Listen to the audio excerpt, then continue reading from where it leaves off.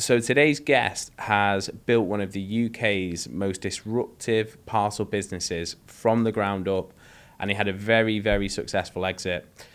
Now he's the director at Whistl, who are one of the largest logistics powerhouses in the country, and he's pulling back the curtain on what really happens behind the scenes in fulfillment. This isn't the polished version. This is the ugly truth. If you're a UK retailer trying to navigate rising costs, missed SLAs, the chaos of modern fulfillment, then this episode is for you. James Hayes, welcome to Behind the Chain podcast.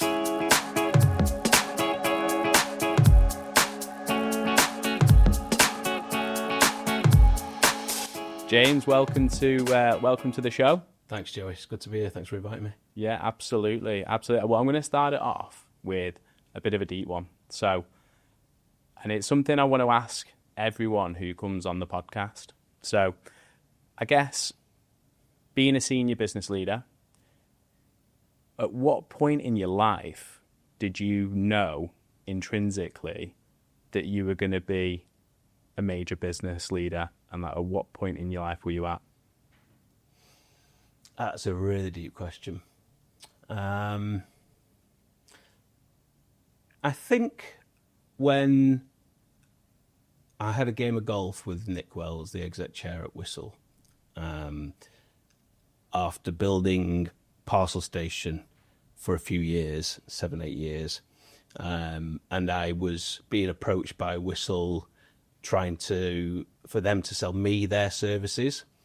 But back then, let's say it was 2016, yeah, I was more established in the parcel consolidated market then than Whistl were in the Northwest region, certainly anyway.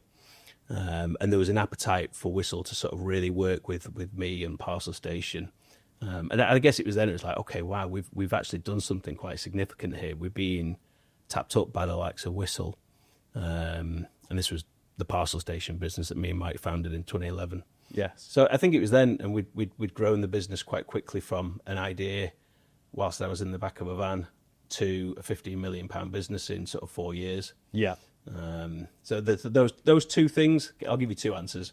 Wow, we've done this. Yes. We've employed nearly 50 people in 4 years, and we're now being approached for big businesses to work with us, sell us their products. But at the time earlier on, I'd already had better solutions than Whistl were offering back then. And I guess I noticed you started off at TNT as a salesperson, and then took a break, went traveling, and then went into O2, right? Yeah. I guess my what did you have an idea then, pre-founding Parcel Station, that you were going to be a founder of a business and you were going to go to become a success? Maybe not a founder, but when I left TNT because I had an itch, which was to go traveling. Yeah. So I scratched that and went traveling in my mid-20s, and came back not knowing what to do. Got lucky with the role at Telefonica, I guess, and the leaders at Telefonica took me under their wings and started to expose me to the wider O2 community, employee community, because I was succeeding there, and they were asking me to teach their guys how to do it, how to sell, how to open doors. So I guess I was 26 then, and I was stood in front of 500 business leaders at Telefonica explaining what I'd done and how I'd been successful. So I guess I've had moments of, okay, pinch me. This is quite impressive. I've done something quite nice here. Yeah. It's working. Whatever I'm doing is working. Yeah. No, I hear you. No, interesting. And I guess what made you want to set Parcel Station up? Out of all businesses in the world, what made you want to set Parcel Station up? So I joined TNT in 1997, straight out of high school, and had a great career there and had some great mentors in the parcel logistics space. And my early foundational years, I guess, were in parcels.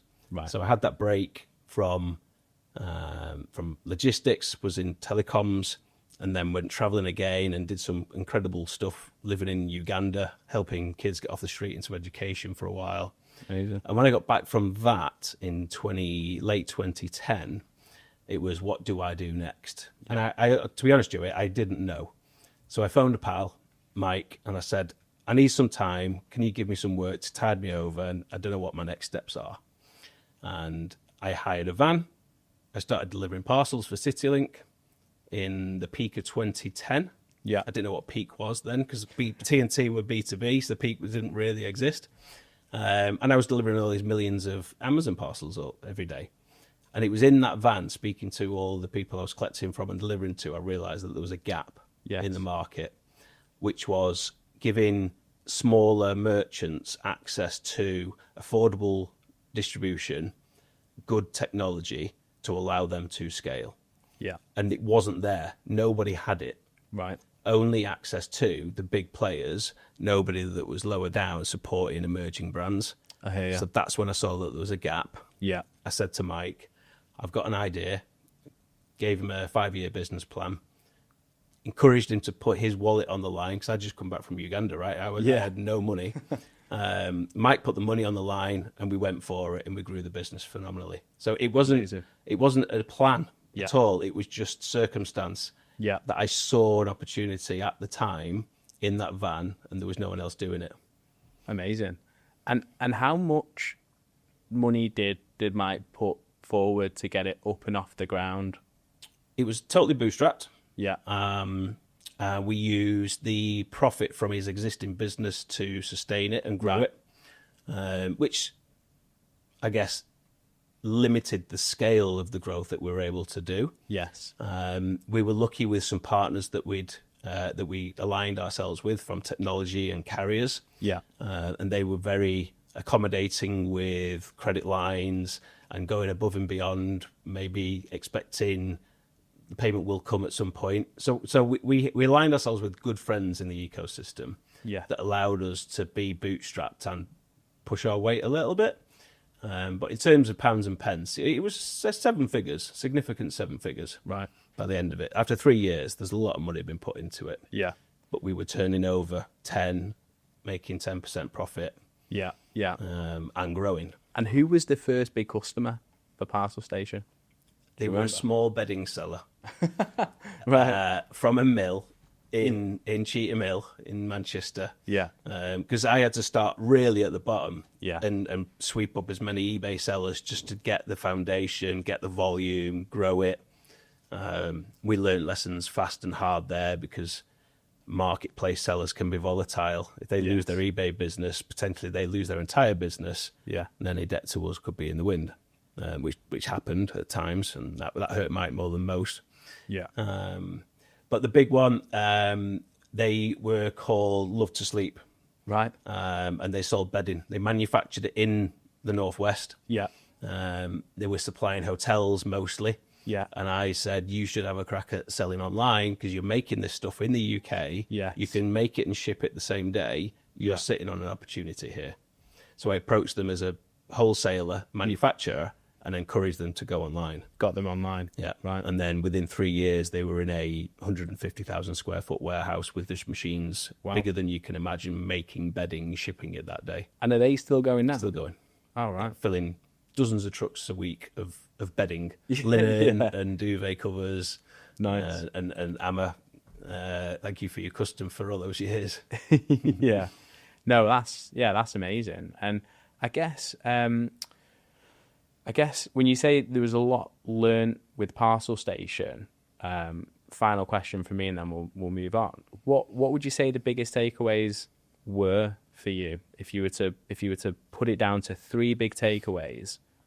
What would you say you got from Parcel Station experience? Know that you're not always right. Yeah. So I made decisions thinking that they were the right decisions, and perhaps could have consulted my peers and colleagues more at times. And mistakes, but most of those decisions got to the business to where they were. Yeah. But I guess with that roller coaster of success, just check yourself sometimes and make sure that your colleagues know that the decision's right. Yeah. And that's just collaboration with the right colleagues. And I try to do that right now in Whistl and make sure that all the different teams that I'm connected with, we're aligned, we're talking regularly, because everybody affects each other. Yes. No, a success factor was networking. Yeah. I got to know the industry both from the logistics side and from the e-commerce side very well, and learned that if I give, I can get, and very quid pro quo relationship. So if I can give a supplier, there may be a tech vendor, access to my customer base, help them grow, then they help me grow. So making friends in the industry to help each other allowed us to scale faster. And can you give me an example of a tech vendor when you say tech vendor? Bright Pearl were one. Okay. Were acquired by Sage a few years ago. We collaborated with Bright Pearl really well. Actually, this was in my Whistl days, Right. or current days. And we did some really great co-marketing, exposed each other to each other's customers. Yeah. And we were rewarded eventually with a customer who's still our top 3 parcel client through that relationship with Bright Pearl. Oh, wow. And then the Parcel Station years, it was Limworks, because they were a real sweet spot for my customer base and size. Yes. Multi-channel sellers on marketplace as well as websites, wanting to go international. Yeah. And Limworks was a cracking tool to unlock that for them. And I was unlocking carrier access, later cut-offs. Yeah. So the two, almost in a joint proposition, worked well. So it's the same. It aligned myself with somebody that's got the same ICP, Yes. the same sort of effort, the give and get type morals. Works. But it took me a while to find the right ones, because there are tech vendors out there that just want to get and not give. Yeah. Yeah. And how and if it wasn't a Limworks, like what other tech vendors would there be that you could consider? Oh, doesn't. Oh, at one point, I had 50. Oh, really? They were strong, regular relationships where we were actively doing co-marketing, actively introducing each other to each other's customers. Yeah. Actively trying to come up with new technology that complements both of us. Maybe we can enhance a particular integration that supports them, vice versa. We did that with Freshdesk, now Freshworks, the communications messaging portal. And we integrated with Freshdesk to help merchants on that platform deliver better customer experiences by accessing our shipping data. So the tracking updates, is it delayed, lost, delivered? Yeah. Okay. So yeah. Nice. And how did Parcel Station come to an end? It didn't. Okay. It's still going. Yeah. Mikey's still running it. Yes. I exited in 2018. Yeah. Whistl encouraged me to join them. Yeah. Made it an appealing offer. So I made the really difficult choice of exiting my little baby. Yeah. And almost not giving the keys back, because they're ultimately keys that Mike owned. But walking away from something that I'd created and had friends Invested in. and really invested in it. You know, we'd said the sweat equity that I put into that was big. No, it was really impressive. I think it took me about 3 years to get over not being part of it. Honestly, it felt strange for such a long time. Whistl encouraged me to join, which I've got no regrets of doing. Yes. I'm now helping scale a large corporate enterprise, winning massive clients, blue chip brands, which I've always dreamed of doing, playing in that enterprise space. And I couldn't do that at Parcel Station. There's only so far a parcel aggregator can go in terms of part business size. So the business is still going. It's thriving. Mike's still running it. Okay. We speak regularly and give each other advice still. and in terms of when you started, it was on the ground, and then when you finished Parcel Station, what sort of revenue volumes were they doing? It was approximately 15 million turnover. So in 7 years, we got it to 15 million. We had 600 trading merchants shipping parcels every day. Wow. And I think our annual order, 1 week in December, the last year, I think we were close to 1 million parcels in that week. So we were pushing out some significant volume. Yeah. Let's say 8 million parcels a year. Wow. Amazing. That's so impressive. And I guess, yeah, that brings me on to now, what is it you're doing now at Whistl? And who, just to outline, who are Whistl and what is it they do? Sure. So Whistl, the largest logistics business in the UK that have got multiple divisions, from parcel aggregation, same as what I was doing at Parcel Station. We have a business called Parcel Hub. Yeah. And we've got multiple depots across the country that collect and consolidate parcels from mid-market and SME merchants. Yeah. And that business is about a 50 million turnover organisation with about 2,000 merchants. Yeah. Up and down the country. We've got, where I sit right now is Fulfilment, 3PL. And we support in mid-market to enterprise brands with 3PL, UK Fulfilment. We have about 50 customers. And as a business unit, we turn over about 80 million. Right. And then there's mail. Every single person listening to this will have the Whistl brand in their house right now. Yeah. Either in the recycling or on the foot of the door, on the postmark where the letters are, because we support banks and government agencies with letters and postal distribution. We've got a contact centre, 500 people sitting in seats, supporting, again, government agencies, banks, parking ticket businesses, and merchants doing e-commerce with contact centre support. We've got a sampling business, door drop, which is leaflets through the door. Yeah. So Whistle's into quite a lot, and then international export.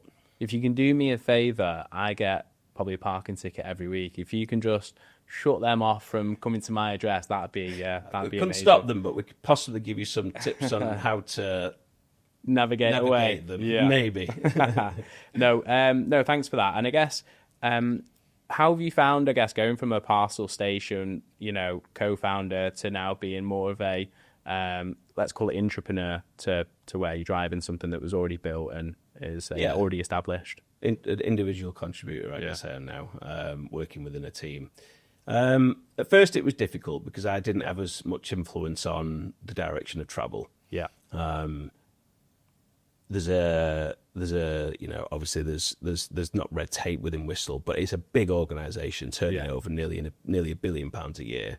So there are processes and ways that they need to be done. Yeah. But what's been nice is I am listened to. I contribute to the direction of travel, and help sort of create our route to market, that's our go to market strategy. Yeah. Which is I love. How can we untap new pools of revenue? Yeah. So I think it's shown me that I am good at new business, good at finding opportunities, good at creating new customers and onboarding new customers. And what I don't have right now is the sort of is the day-to-day management of a big team. Yes. Which allows me to do what I'm doing well at, is acquire new logos. Yeah. It's nice. It's the best of both worlds. I get the support of a corporate. Amazing. Yeah. And I get to go and talk to big brands that we're winning. Amazing. No, that's great. And I guess in terms of big logos, big brands, could you just give us an idea of perhaps like who some of the biggest wins you've got of recent, and maybe the volumes and sure. The most exciting right now, and it was announced this morning on the news. You may have seen that Tesco F&F have gone back online. Yes. You could buy F&F products in store from Tesco. I hadn't realised they do nearly £1 billion worth of sales in store. Seriously? On F&F. Wow. So they've moved that business online, not moved it, added online.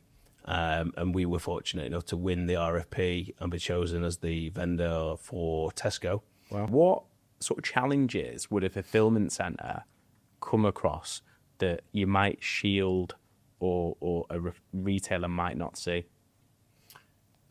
I'll talk through experiences, which is always more interesting for people, I think. Influencer brands. We have one of the largest known influencer brands working with us. Molly May, who set up Maybe fashion Yes. brand back in September, and I was lucky enough to win that operation. And they work in drops. So anybody that's in fashion that has this drop model where it's a new range of clothing, Yeah.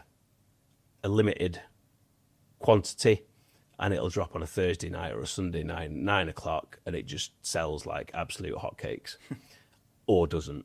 Yeah. So you've got to operationally have, let's say, enough labour to support 10,000 orders to go out the door that day, because there's still a promise of next day or 2-day delivery. So you need the labour there ready to pick and pack and ship that stuff. Yeah. If the campaign doesn't land, Yeah. it doesn't hit, the consumers feel it's not right, and they only sell 30% of what they thought they were going to sell. Yeah. You've then got labour that you've recruited that you've got no work for. Yeah.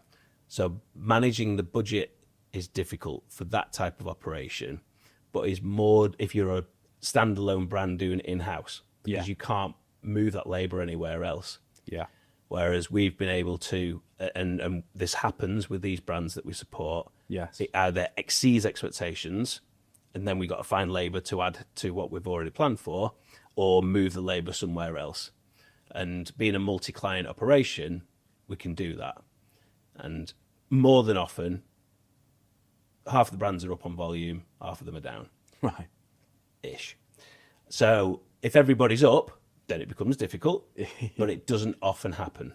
Right. So we can move labour across different campaigns, different customers. It's our own technology, so everybody understands how the WMS system works, how the scanners work, how the picking process works. So you can move across different product sets quite quickly. Right. You just might be picking up a toaster rather than a pair of shoes. Yeah. But the pick process is exactly the same. That's so interesting. When you first said it, I thought, 30% workforce, like, does the operations general manager, do they send them home? What actually goes on with the labour staff when that actually happens? But you may have to. If you're bringing in agency, you've committed to a number, you may have to send them home early, but you're still on the hook for a fair few hours of time. Yeah. If they're FTE, if they're fully employed people, you can't send them home. Yeah. So then everybody's doing a bit more cleaning or a bit more goods in or tidying up, but there's only so much of that work that you can do to share around. Justify. And is it a case of, would you ever go back to a client and would you ever say, look, trade into profiles just really not hit for whatever reason, we are going to have to charge you more? Yeah, absolutely. It's and normally in a fulfillment contract, all 3PLs will have an element of this. Uh-huh. There'll be a swing. So we'll agree on a forecast. The budget's set to the forecast. The pick rates and prices, the commercials are set to that forecast. Yeah. And you'll allow a swing plus or minus whatever you agree. And if it goes over that, then it's a conversation. Yeah. Are you going to pay for the labour in a hit? Or are you going to ask us to do rework with that labour that you've been putting off? You might do a stock count to make use of that labour, bring the stock count early 3 months. Yeah. Or if you can't find a way to reallocate, then yes, you've committed to the labour. You'd have to pay for it. But we will do what we can to move the resource. Yeah. Or apply activities for that brand so that we can make use of the labour that is there. And would that be a disadvantage for a retailer if they've got big spike volumes and then you've taken labour from a retailer that perhaps hasn't hit over there? Because would they not be due a bigger discounted rate because they've gone above the volume amount, or do you just, is it all locked in upon that contract? Long term, there would be adjustments potentially. If it's consistently above, you might need to adjust the commercials. But on a short term basis, you can't pivot it so quickly. I hear you. Okay. But no, a brand that's under forecast won't lose out unless they are under the threshold. Yeah. A brand that's exceeding forecast, as long as we've got the available resource, it would just be put onto their campaign and charged as it would be normally. Right. But yeah, the key to it all is communication. Yeah.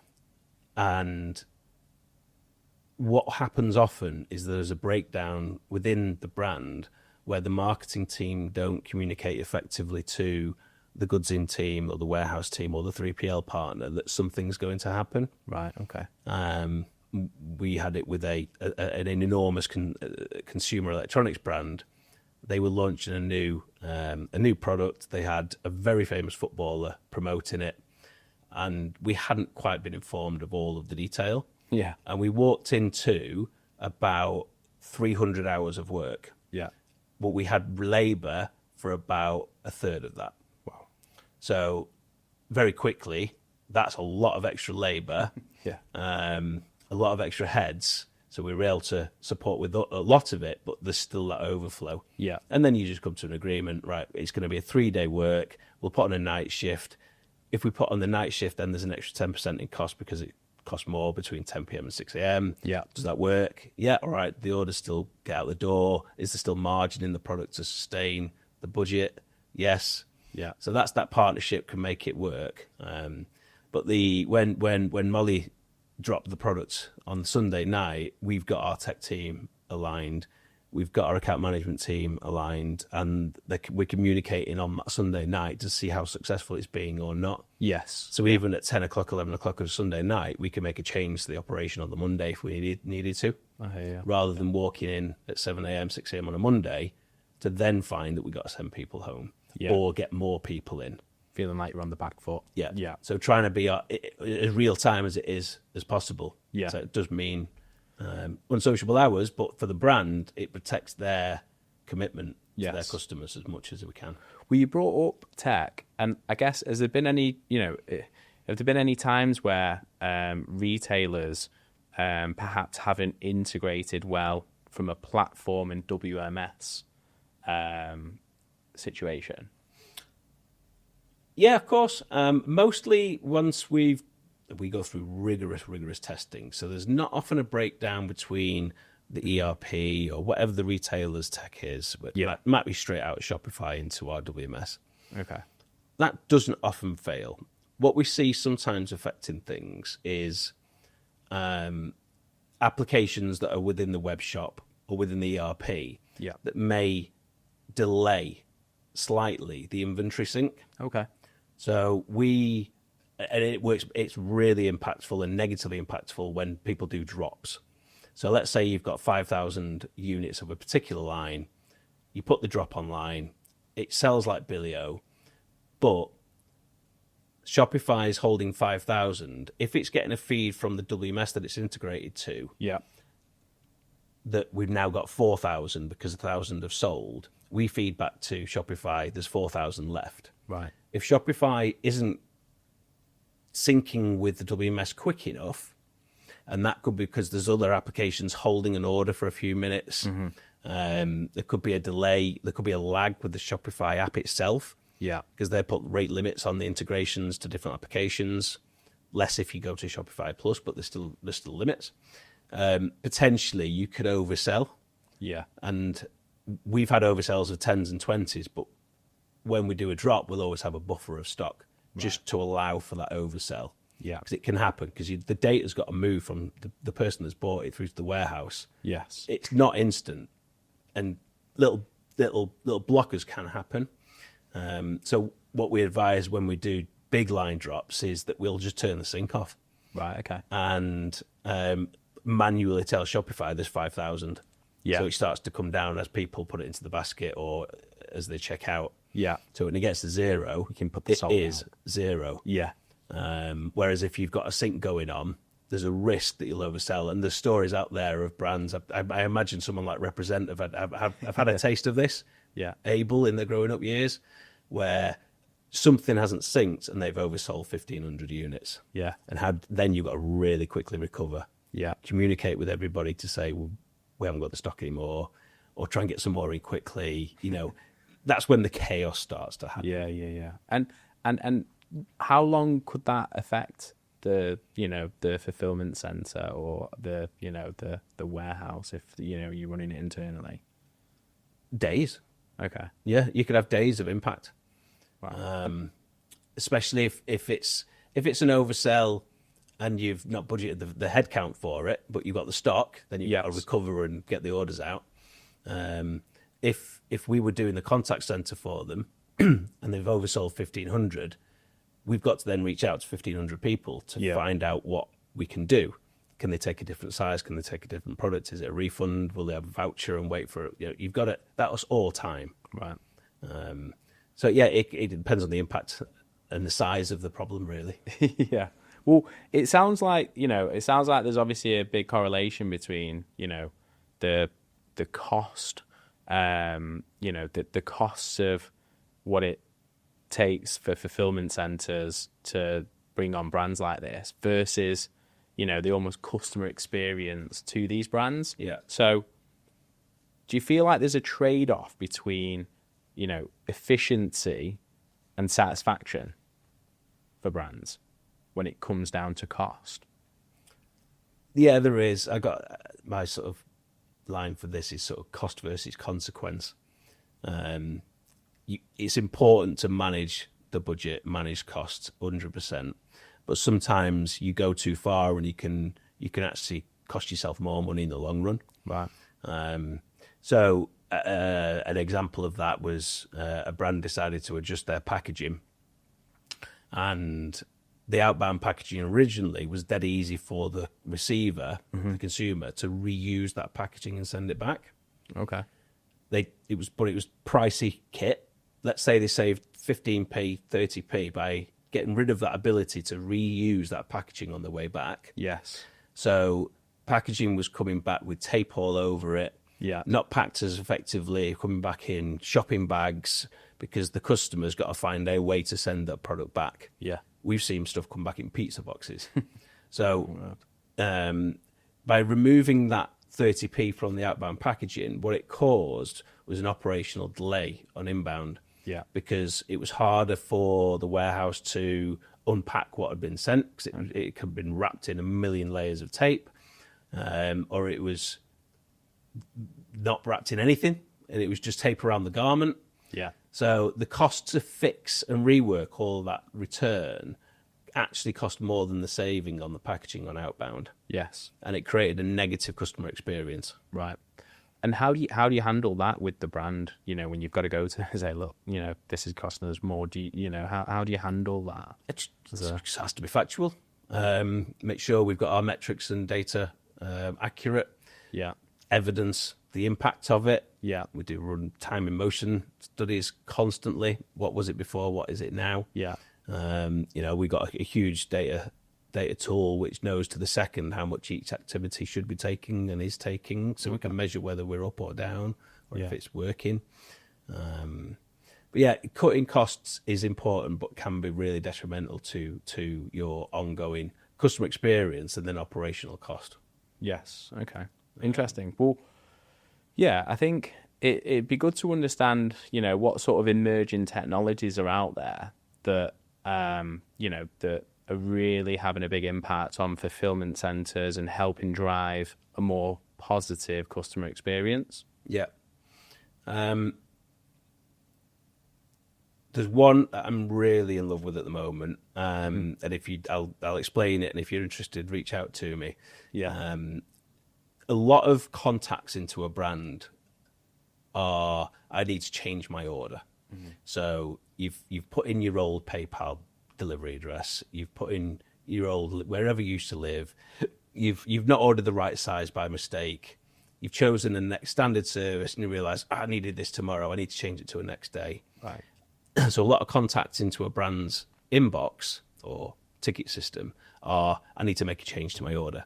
And they come in within 10 minutes, 20 minutes, 30 minutes of that particular order. Because once you hit buy, I've done this, I'm sure you have, you realise instantly, I didn't do whatever it was. So you send a message to the brand, and then somebody in that brand's team has to make a change to that order and communicate with the customer. Again, that's time. Yeah. Big manual money. process. It's very manual. Yeah. And a lot of brands don't allow you to do it. Okay. So I was speaking to a customer just yesterday. They're absolutely sailing. Their Instagram, their website is just beautiful. They are selling geniuses. But operationally, it's a car crash. Horrendous. It's bad. There are 12 people doing 500 orders a day. Yeah.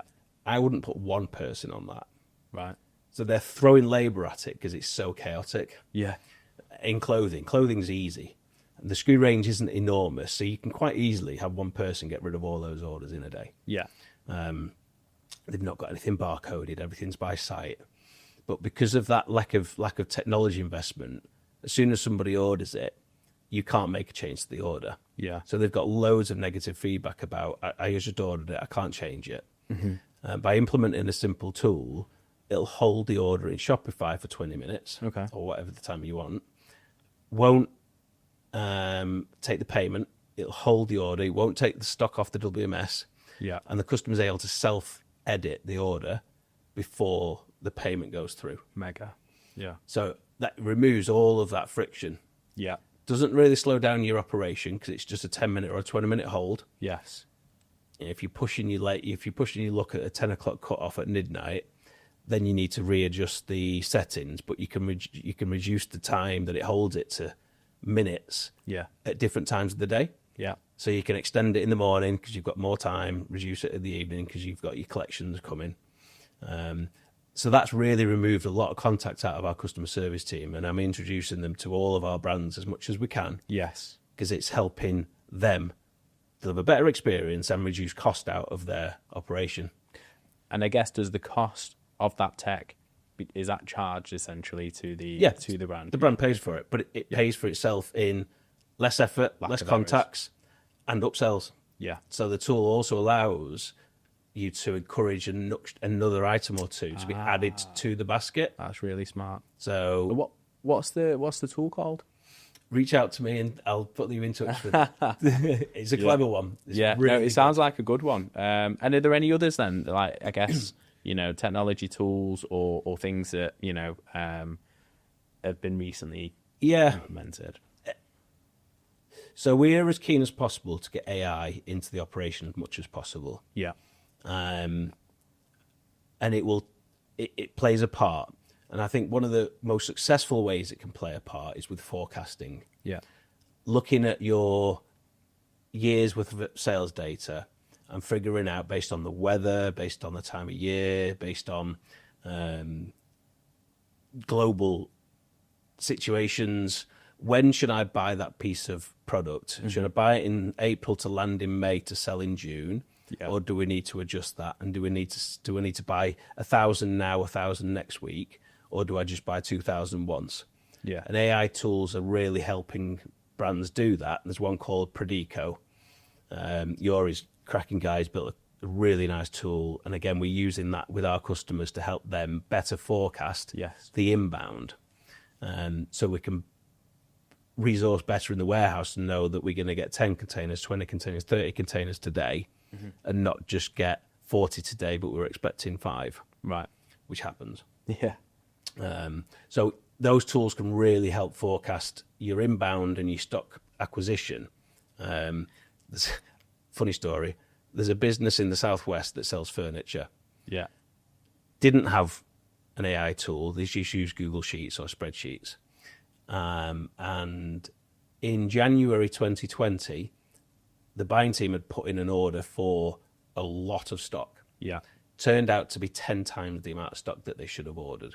Right. It was signed off. The stock was on the water. Yeah. And they didn't realise until the stock arrived mid-March 2020. Yeah. Garden furniture. On the 20th of March or 22nd of March, we went into lockdown. Oh, wow. Garden furniture was hot. Yeah, it was. Because it was hot. Yeah. And it changed their business. So that morning when they realised, it was almost game over because they were never going to sell that stock quick enough. Yeah. And all that cash that was held up in the products was significant. Yeah. And lockdown changed them. They're now an enormous player. How much was it? Tens of millions of pounds. Tens of millions. Wow. Yeah. Wow. And it changed their business. They went from then a small shed to now a mega operation from that one mistake. And are you allowed to name who they are? Big Furniture. Big Furniture, right. Well, it's quite fitting for the scenario they played out. Yeah, it works out really well for them. Yeah. 2 guys, young guys from uni met. And no way. set it up together and now smashing it. The other thing that surprises me is when you talk about these examples and some of these companies are operating off an Excel and in a Google Sheets, and that just seems very, very messy and very high risk of error to what they're trying to do, I guess. Is there no like technology system that small boutique retailers can actually get into to just do that for them? Yeah, many. Bright Pearl is one of them. It's a great mid-market enterprise ERP. What you tend to find is that they've all got limitations, but sometimes it's limitations not only of the tech, but it's what the brand, I've always done it this way. So getting them to, like, all different teams to lean into the same platform, that's often the big challenge. Because it might be a really strong purchasing tool, a really strong finance tool, a really good order management tool, but it might be weaker in finance. So finance go, I'm not using that. I'm going to use Google Sheets because it's easier, or it's the way I've always done it. So there are limited tools that do everything brilliantly. There's NetSuites of the world which have got everything. But it's at a price. It's at a price.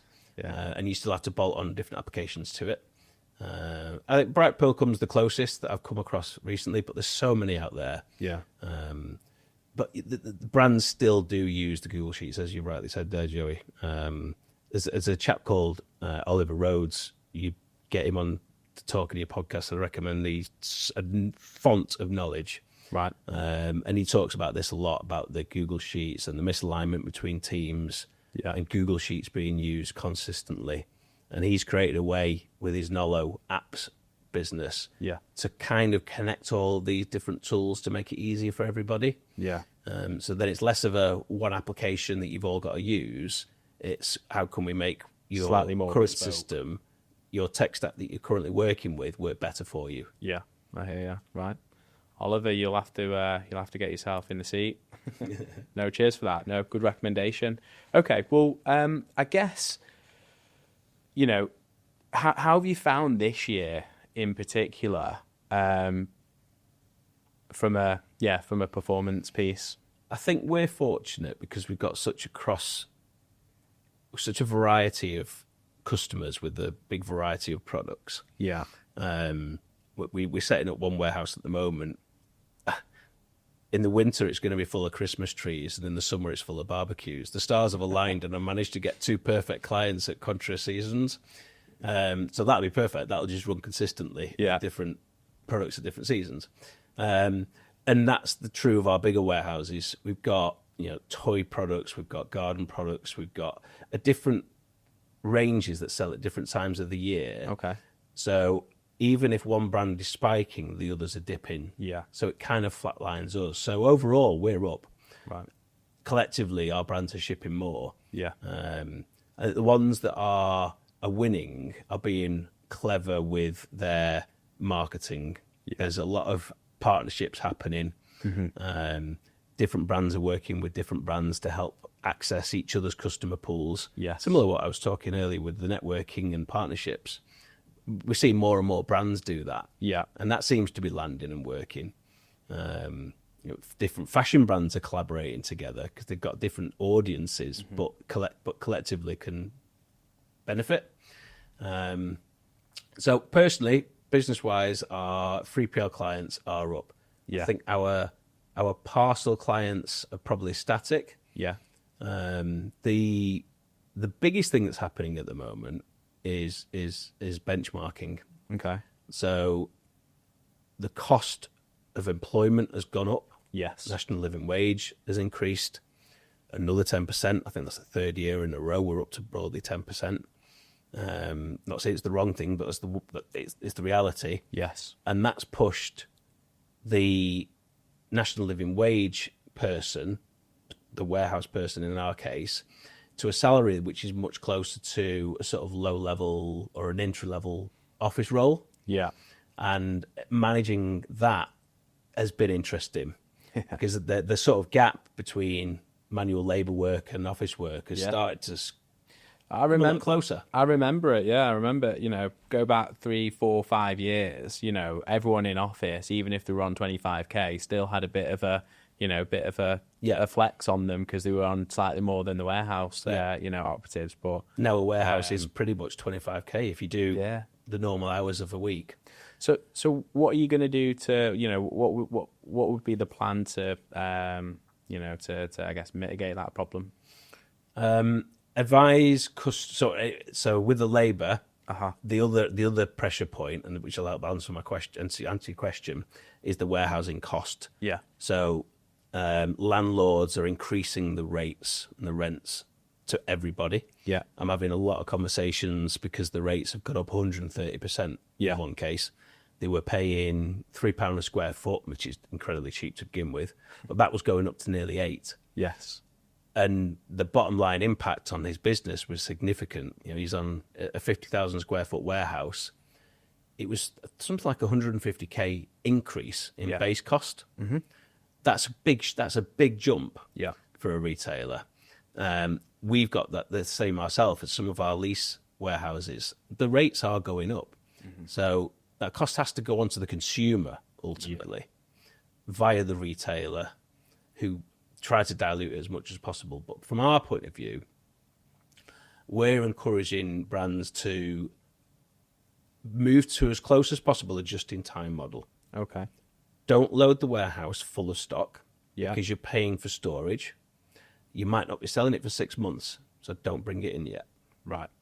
Or is there a way for us to use alternative storage methods if you need to bring that product in, and we store it at a heavily discounted price? Uh-huh. So we're working now. We've onboarded a 18-meter high warehouse, something like 10 pallet high. Right. That math right? Anyway, it's high. So it means the pallet per week cost is significantly lower than our eCom operations, which tend to be lower buildings. So it's how can we reduce the costs for the retailer in partnership to keep the costs as low as possible. With labour, it is planning and communicating as best as possible with the marketing buying teams to make sure we're not over-resourcing when we don't need to. Yes. Yeah, I hear you. Make it leaner for the client. As lean as possible. But I guess would that work in your favour? Because I guess is it driving brands to be more reliant on 3PLs rather than deciding, roll it back 5-10 years ago, brands were up and on the feet pretty quick. Is that probably a good thing for you in the sense that they're going to be more reliant and they're going to be less keen to go and get their own warehouse and their own sort of space? Yeah, quite possibly. The gift for us is to be that trusted partner. Yeah. If we're the eyes, the ears, the heart of their baby. Yeah. And make decisions that are best for them. Yeah. Us second, then we'll retain that partnership long term anyway. And we may be encouraging less stock to be held, which affects our revenue because we're not charging as much. But if we didn't do that, they'd review their cost base and go, there's a problem here. Why didn't you advise us differently? Yeah. And then you end up in a contract Dispute. problem. Or they go and find another option. Yeah. So our policy is just to be the brand, the 3PL that brand want, need, and love working with. No, I hear you. Well, look, it's been good to get into the into the ugly stuff and the the bad. I think hopefully retailers can see actually behind the scenes there is quite a lot of battles going on, scars and war wounds that you might not see. So no, it's been really interesting, and I've definitely learned a lot. I'm just going to finish then, James, with what's your prediction for 2026 within the 3PL fulfillment space? Do you see there's going to be any big bangs or big events, big changes, anything? With the increasing costs, I think there'll be some casualties. Sadly, those 3PLs that have not managed to pivot quick enough haven't found additional revenue opportunities from their existing customers. may find themselves in a pickle, especially if they've got a very high cost base, they've got a big marketing budget, which could lead to acquisitions within the market. We're seeing that already. Big fish buying another big fish. So I think there'll be acquisitions and mergers. There's been a lot of new 3PLs come to the market, aiming at tech savvy, nimble. Some will come to mind, and some have come and gone. They've all managed to get VC back in. It disappears quite quickly because they've not invested the money correctly. So I think it's still a lot of trouble ahead. It's not quite fully bitten yet because the costs of the living wage, we're only a month and a bit into that increase. So we won't start seeing that on the P&L for a few months yet to come. The cost of warehousing. So I think for post-September, well, Q4 is going to be really eye-opening into the real cost of operations. But I hope everybody survives it, but I think it's going to be difficult if they've not got an eye on the bottom line. No, well, fingers crossed. And yeah, look, thank you for coming on. Thanks for being on the show. Pleasure. There's been plenty to get into, so who knows? There might be a round 2 next year, or we'll see if predictions come right. But it's been an absolute pleasure. Cheers, Joey. Thanks very much. Cheers.